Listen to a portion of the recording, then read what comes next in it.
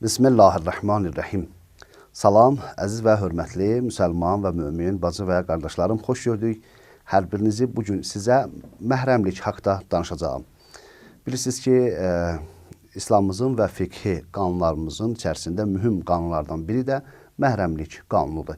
Əfsuslar olsun, bir çox hallarda o riayət olunmur. Məhrəmlik nə deməkdir? Məhrəm o şəxsə deyirlər ki, əslində o insanlarla, yaxud məhrəm o şəxsdir ki, o insanlarla ailə qurmaq haramdır, amma ona baxmaq ümumiyyətlə məhdudiyyəti yoxdur. Şərti ilə ki, əlbəttə, övrət istisna olmaqla və bəzən də məhrəmlik ailə qurmaq vasitəsilə hasıl olur və bir nöqtədə diqqətini çatdırım ki, qadın, yəni insanın həyat yoldaşı onun halal olur, nəinki məhrəmi, amma həmin qadının vasitəsilə digər o qadının qohum əqrəbəsi bu kişiyə məhrəm olur və yaxud da ki, qadın üstündə kişi tərəfdən məhrəmlik hasıl olur. Amma hansı şeylər məhrəmlik doğulur? 3 şey məhrəmlik doğurur. 1. Qan qohumluğu. Ata və anadan keçən qan qohumluğu. 2. Səbəblə, yəni ailə qurduqda, işarə etdim bir neçə dəqiqə bundan qabaq, ailə qurmaqla, yəni qadın bir kişinin ailə qurursa, kişinin tərəfindən buna məhrəmliklər hasıl olur. Kişi də qadın ailə qurduğu üçün qadın tərəfindən buna məhrəmliklər hasıl olur ki, inşallah onların hamısını işarə edəcəm. Bəs termin olaraq birinci nəsəb yolu ilə, dedim ata və ana yolundan, yaxud qan qohumluğundan keçən. İkinci səbəb ailə qurmaqla. Üçüncü isə südlə, yəni əgər bir körpə bir anadan süd yiyərsə, onun həmin ananın övladlarına və yaxud ki, ətrafında olan insanlara, qohum əqrəbəsinə məhrəm olur. O da inşallah geniş şəkildə işarə edəcəyim. Amma birinci məhrəmliyin səbəbi ki, qan qohumluğu ilə və yaxud da ata-ana vasitəsilə keçirdi, onlara işarə edirəm. Burada həm qadınla müqayisədə olan məhrəmliyə işarə edəcəm, həm kişi ilə müqayisədə o məhrəmliyə işarə edəcəm. Bəs qan qohumluğu ilə məhrəmlik necə olur kişi üçün? 1. Kişinin anası, kişinin nənəsi, kişinin nənəsinin anası və ta üzü yuxarı getdikcə bunlar hamısı kişi üçün məhrəm sayılır.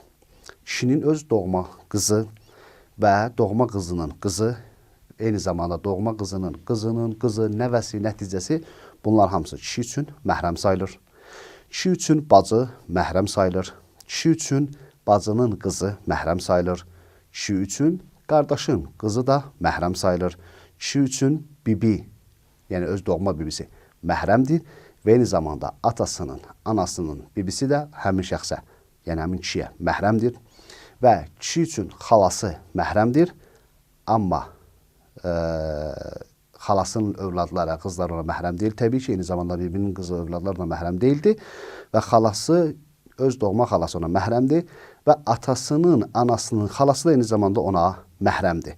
Təxminən 7 sinifə və qrupa böldük bir kişinin, belə deyək, qan qohumluğu ilə məhrəm olan insanlar kimlər idi? Amma qadına gəldikdə isə, qadının öz atası və atasının atası, yəni babası və yaxud da babasının atası ta üzü yuxarı qədər bunlar hamısı qadın üçün məhrəm sayılır. Qadının öz övladı, öz oğlu yanı və öz oğlunun oğlu və yaxud da oğlunun oğlu, nəvəsi, bunlar hamısı qadın üçün məhrəm sayılır. Öz qardaşı qadın üçün məhrəmdir. Qardaşının oğlu qadın üçün məhrəmdir. Bacısının oğlu qadın üçün məhrəmdir. Əmsi qadın üçün məhrəmdir və atasının, anasının əmsi də qadın üçün məhrəmdir. Dayısı məhrəmdir və atasının, anasının dayısı da bu qadın üçün məhrəmdir. 7 sinif, 7 qrup məhrəm qadın üçün saydıq və 7 qrup sinif insanları da kişi üçün məhrəm saydıq. Bəs qan qohumluğu ilə həm kişi üçün, həm qadın üçün məhrəmliklər qeyd olundu. İkinci məhrəmliyə səbəb yolu ilə idi, yəni ailə qurmaq yolu ilədir. Burada da yenə də bəyə məhrəm olanlar kimlərdir və gəlinə məhrəm olanlar kimlərdir, onlara işarə edirəm. Ailə qurmaq vasitəsilə, yəni nikah vasitəsilə bəyə öz həyat yoldaşı məhrəm olur. Öz həyat yoldaşının anası, və öz həyat yoldaşının anasının anası və üzü yuxarı qədər bunların hamısı oğlana, bəyə məhrəm sayılır. Öz həyat yoldaşının qızı, yəni mümkündür, ailəli bir qadınla ailə qursun və yanında qız övladı olsun, o qız buna məhrəm sayılır. Və öz, belə deyək, həyat yoldaşının analığı, o da bu oğlana, yəni bəyə məhrəm sayılır və eyni zamanda gəlini, istər doğma oğlundan olan gəlini, istər ailə qurduğu xanımın yanında oğlan uşağı olarsa, o ailə qurarsa, yenə onun üçün gəlin sayılır. Bunlar da bu bəyə məhrəm sayılırlar. Və qız üçün, yəni gəlin üçün məhrəm olanlar kimdir? Gəlin üçün məhrəm olur izdivaz vasitəsilə, nikah vasitəsilə öz həyat yoldaşı, öz həyat yoldaşının atası, yəni qaynatası və qaynatasının atası, yəni babası oğlanın məhrəmli qız üçün. Və əgər ərinin yanında oğul övladı var isə ailə qurarkən, o oğul da bu qadına məhrəm sayılır. Və eyni zamanda öz qaynanəsinin, belə deyək, əgər başqa bir kişi ilə ailə qurmuşsa da, yəni o bəy üçün atalıq sayılırsa, bu gəlin üçün də o atalıq məhrəm sayılır və eyni zamanda öz yeznəsi üçün də bu qız yaxud bu gəlin məhrəm sayılır. Bura qədər biz məhrəmlik mövzusunda nəsəb və səbəb yolu ilə məhrəm olan siniflərə işarə etdik.